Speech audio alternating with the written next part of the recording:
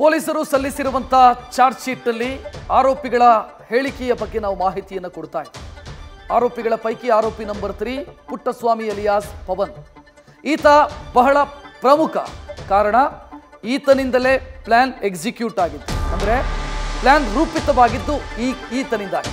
ಇಡೀ ಕೊಲೆ ಪ್ರಕರಣದ ಕೇಂದ್ರ ಬಿಂದು A3 ಪವನ್. ಪವಿತ್ರ, ದರ್ಶನ್, ಕಿಡ್ನಾಪರ್ ಇವರ ಮಧ್ಯೆ ಸಂಪರ್ಕದ ಕೊಂಡಿಯೂ ಕೂಡ ಇದೇ ಪವನ್. ಕಿಡ್ನಾಪ್ ಪ್ಲಾನ್ ನಲ್ಲಿ ಪವನ್ನದ್ದು ಪ್ರಮುಖ ಪಾತ್ರ ಮತ್ತು ಮರ್ಡರ್ ಅಲ್ಲೂ ಕೂಡ ಈತನ ಪಾತ್ರ ಪ್ರಮುಖ. ಮತ್ತು ಶೆಡ್ ನಲ್ಲಿ ಹಲ್ಲೆ ಮಾಡಿದ್ರಲ್ಲೂ ಕೂಡ ಪವನ್ ಕ್ರೌರ್ಯ ಇದೆ ಅಥವಾ ಕ್ರೌರ್ಯದ ದರ್ಶನ ಇದೆ. ತನ್ನ ಪಾತ್ರವನ್ನ ತನ್ನ ಹೇಳಿಕೆಯಲ್ಲಿ ಪವನ್ ಅಲಿಯಾಸ್ ಪುಟ್ಟಸ್ವಾಮಿ ಸ್ಪಷ್ಟವಾಗಿ ಹೇಳಿಕೊಂಡಿದ್ದಾನೆ. 29 ವರ್ಷ ಈತನಿಗೆ. ಈತ ಮನೆಗೆಲಸ ಮಾಡಿಕೊಂಡ ಇದ್ದಂಥ ವ್ಯಕ್ತಿ.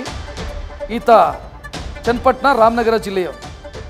ಈತನ ಮೇಲೆ ಹಳೆ ಕೇಸುಗಳೇನಾದರೂ ಇದೆಯಾ ಅಂತ ಕೇಳಿದ್ರೆ ಇಲ್ಲ. ನೋಡ್ತಾ ಇದ್ದೀರಿ, ಇದು ಆತ ಕೊಟ್ಟಿರುವಂಥ ಸ್ಟೇಟ್ಮೆಂಟು. ಮೆಸೇಜ್ ಕಂಡು, ಅಂದರೆ ಪವಿತ್ರ ಗೌಡನಿಗೆ ಬರ್ತಾ ಇದ್ದಂಥ ಮೆಸೇಜನ್ನು ಕಂಡು 6ನೇ ತಾರೀಕು ಪವಿತ್ರ ಗೌಡ ಅಳ್ತಾ ಇದ್ಲಂತೆ. ಇದನ್ನು ಕಂಡಂಥ ಪವನ್ಗೆ ಬೇಸರ ಆಗಿದೆ. ಯಾಕಂತಂದರೆ ಪವನ್ ಸ್ಟೇಟ್ಮೆಂಟ್ ಪ್ರಕಾರ ಪವಿತ್ರ ಗೌಡನ ಮನೆಯಲ್ಲೇ ಪವನ್ ಇರ್ತಾ ಇದ್ದಿದ್ದು. ಪವಿತ್ರ ಗೌಡಳನ್ನು ಆತ ತಾಯಿಯ ರೂಪದಲ್ಲಿ ನೋಡ್ತಾ ಇದ್ದ. ಪವನ್ ಮುಂದೆ ಮೆಸೇಜ್ ವಿಚಾರವನ್ನು ಪವಿತ್ರ ಗೌಡ ತಿಳಿಸ್ತಾಳೆ. ಈ ರೀತಿ ನನಗೆ ಮೆಸೇಜ್ ಬರ್ತಾ ಇದೆ, ಗೌತಮ್ KS ಅನ್ನುವಂಥ ಅಕೌಂಟಿಂದ ನನಗೆ ಇನ್ಸ್ಟಾಗ್ರಾಮಲ್ಲಿ ಮೆಸೇಜ್ ಬರ್ತಾ ಇದೆ, ಆತನಿಗೆ ಬುದ್ಧಿ ಕಲಿಸಬೇಕು ಅಂತ ಪವಿತ್ರ ಗೌಡ ಹೇಳಿದಾಗ ತಕ್ಕ ಪಾಠ ಕಲಿಸ್ತೀನಿ ನಾನು ಅಂತ ಪವನ್ ಹೇಳಿ, ನನ್ನ ನಂಬರ್ ಕೊಡಿ ಅಂತ ಹೇಳಿ ಪವನ್ನ ನಂಬರನ್ನು ಪವಿತ್ರ ಗೌಡ ರೇಣುಕಾಸ್ವಾಮಿ ಅಥವಾ ಆಗ ಗೌತಮ್, ರೇಣುಕಾಸ್ವಾಮಿ ಯಾರು ಅಂತ ಗೊತ್ತಿರಲಿಲ್ಲ ಇವರಿಗೆ, ಗೌತಮ್ ಅನ್ನೋ ಅಕೌಂಟಿಗೆ ಅಥವಾ ಗೌತಮ್ ಅನ್ನೋ ಹೆಸರಿನ ಇನ್ಸ್ಟಾಗ್ರಾಮ್ ಖಾತೆಗೆ ಪವನ್ನ ನಂಬರನ್ನು ಕೊಡಲಾಗುತ್ತೆ. ಈ ನಂಬರ್ ಸಿಕ್ಕ ಬೆನ್ನಿಗೆ ಆ ಕಡೆಯಿಂದ ಫೋನ್ ಬರುತ್ತೆ. ಅಂದರೆ ರೇಣುಕಾಸ್ವಾಮಿ ಫೋನ್ ಮಾಡ್ತಾನೆ. ಆ ಫೋನು ರಾತ್ರಿ 9 ಗಂಟೆಯ ಹೊತ್ತಿಗೆ ಬರುತ್ತೆ ಅಂತ ಈತನ ಸ್ಟೇಟ್ಮೆಂಟಲ್ಲಿ ಇರೋದು. ಪವಿತ್ರ ಇನ್ಸ್ಟಾ ಅಕೌಂಟ್ ಮೂಲಕ ರೇಣುಕಾಗೆ ನನ್ನ ಫೋನ್ ನಂಬರನ್ನು ನೀಡಿದೆ ಅಂತ ಪವನ್ ತನ್ನ ಸ್ಟೇಟ್ಮೆಂಟಲ್ಲಿ ಹೇಳ್ತಾನೆ. ಸೊ ಈ ನಂಬರ್ ಕೊಟ್ಟ ನಂತರ ರೇಣುಕಾಸ್ವಾಮಿ ಅಥವಾ ಆ ಸಂದರ್ಭದ ಗೌತಮ್ KS ಈತ ಒಂದು ಫೋನ್ ಮಾಡ್ತಾನೆ. ಫೋನ್ ಯಾರ ಮೊಬೈಲಿಗೆ? ಅದು ಪವನ್ನ ಮೊಬೈಲಿಗೆ ಫೋನ್ ಬರುತ್ತೆ. ಆ ಫೋನನ್ನು ಲೌಡ್ ಸ್ಪೀಕರಲ್ಲಿಟ್ಟು ಈತ ಮಾತನಾಡ್ತಾನೆ ಅಥವಾ ಪವಿತ್ರ ಗೌಡ ಮಾತನಾಡ್ತಾಳೆ ಪವನ್ನ ಮೊಬೈಲಲ್ಲಿ. ಆಗ ರೇಣುಕಾಸ್ವಾಮಿ ತಲೆಯಲ್ಲಿ ಏನಾಗುತ್ತೆ ಅಂತಂದರೆ, ನಂಬರ್ ನಿಜ, ಅಸಲಿ ನಂಬರ್ ಇದು ಅಂತ ಆತ ಭಾವಿಸ್ತಾನೆ. ನಂತರ ಮೆಸೇಜ್ ಸ್ಟಾರ್ಟ್ ಮಾಡ್ತಾನೆ. ಇದು ಆತ ಕೊಟ್ಟಿರುವಂಥ ಸ್ಟೇಟ್ಮೆಂಟಲ್ಲಿ ಇರೋದು. ಪವನ್ನು ಮೆಸೇಜ್ ಮಾಡೋದಕ್ಕೆ ಶುರು ಮಾಡ್ತಾನೆ. ಸ್ವ ಇಚ್ಛಾ ಹೇಳಿಕೆಯಲ್ಲಿ ಎಲ್ಲ ಮಾಹಿತಿಯನ್ನು A3 ಪವನ್ ಬಿಚ್ಚಿಟ್ಟಿದ್ದಾನೆ.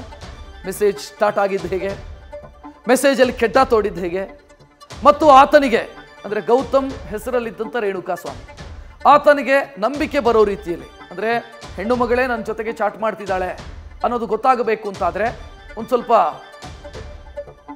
ಆತನಿಗೆ ಬೇಕಾದ ರೀತಿಯಲ್ಲಿ, ರೇಣುಕಾಸ್ವಾಮಿಗೆ ಬೇಕಾದ ರೀತಿಯಲ್ಲಿ ಚಾಟ್ ಮಾಡಿರೋದು. ಇದೆಲ್ಲವನ್ನ ಕೂಡ ಪವನ್ ತನ್ನ ಸ್ಟೇಟ್ಮೆಂಟಲ್ಲಿ ತನಿಖಾಧಿಕಾರಿಗಳ ಮುಂದೆ ಕೊಟ್ಟಿರುವಂಥ ಹೇಳಿಕೆಯಲ್ಲಿ ಆತ ಹೇಳ್ಕೊಳ್ತಾನೆ. ಮತ್ತು ಪವನ್ನೇ ಅಡ್ರೆಸ್ ಕಲೆಕ್ಟ್ ಮಾಡಿದ್ದು ಕೂಡ. ಆರಂಭದಲ್ಲಿ ಆತ ವಿಳಾಸ ಕೇಳ್ತಾನೆ, ಎಲ್ಲಿ ನಿಂದು ಅಂತ. ರೇಣುಕಾಸ್ವಾಮಿ ಏನು ಹೇಳ್ತಾನೆ ಅಂತಂದರೆ, ನಂದೆಲ್ಲೋ ಜಿಗಣಿ, ಇನ್ನೊಂದು ಮತ್ತೊಂದು ಈ ರೀತಿ ಅಡ್ರೆಸ್ ಕೊಡ್ತಾನೆ. ಜಿಗಣಿದೊಂದು ಅಡ್ರೆಸ್ ಕೊಡ್ತಾನೆ, ಅದನ್ನೇ ಪವನ್ ಹೇಳ್ಕೊಂಡಿದ್ದಾನೆ. ಜಿಗಣಿದ ಅಡ್ರೆಸ್ ಕೊಟ್ಟಾಗ ಅಲ್ಲಿ ಯಾರೋ ಕೆಲಸ ಮಾಡ್ತಾ ಇದ್ದವರ ಮುಖಾಂತರ, ಯಾರೋ ಒಬ್ಬನ ಹೆಸರು ಬರುತ್ತೆ ತೌಫೀಕ್ ಅಂತ, ಆತನ ಮುಖಾಂತರ ಜಿಗಣಿಯಲ್ಲಿ ಯಾರಾದರೂ ಇಂಥವ್ರು ಕೆಲಸ ಮಾಡ್ತಿದ್ದಾರಾ ಅಂತ ನೋಡಿದರೆ ಇರಲಿಲ್ಲ.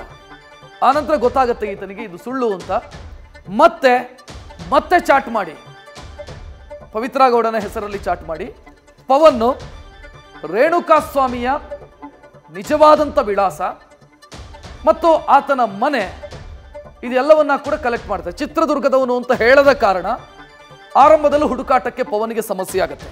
ಸೊ ಇಲ್ಲಿ ಒಂದು ನೀವು ಗಮನಿಸಿ, ಪವನ್ ಸ್ಟೇಟ್ಮೆಂಟ್ ಪ್ರಕಾರ ಪವನ್ಗೆ ಬುದ್ಧಿ ಕಲಿಸಬೇಕು ಅಂತ ಹೇಳಿದವಳು ಪವಿತ್ರ ಗೌಡ, ನೀನು ಸಪೋರ್ಟ್ ಮಾಡ್ತೀನಿ ಅಂತ ಹೇಳಿದ್ದು ದರ್ಶನ್. ಇದು ಪವನ್ ಸ್ಟೇಟ್ಮೆಂಟಲ್ಲಿ ಇರೋದು. ಸೊ ಅಲ್ಲಿಗೆ ಬಿಗಿನಿಂಗ್ ಸ್ಟೇಜಲ್ಲಿ, ಇನಿಷಿಯಲ್ ಸ್ಟೇಜಲ್ಲೇ ದರ್ಶನ್ ಪಾತ್ರ ಏನು, ಪವಿತ್ರ ಗೌಡ ಪಾತ್ರ ಏನು ಅಂತ ಪವನ್ ಹೇಳ್ಕೊಡಿದ.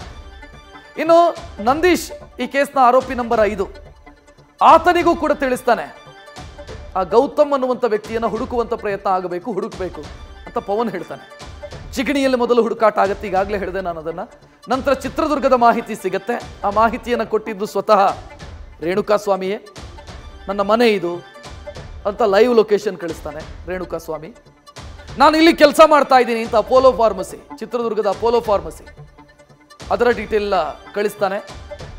ರೇಣುಕಾಸ್ವಾಮಿ ತಲೆಯಲ್ಲಿ ನಾನು ಪವಿತ್ರ ಗೌಡನ್ ಕೊಡ್ತಾ ಇದ್ದೀನಿ ಅಂತ ಮೆಸೇಜ್ ಸಿಗ್ತಾ ಇದ್ದಿದ್ದು ಎಲ್ಲವೂ ಕೂಡ ಅದು ಪವನಿಗೆ.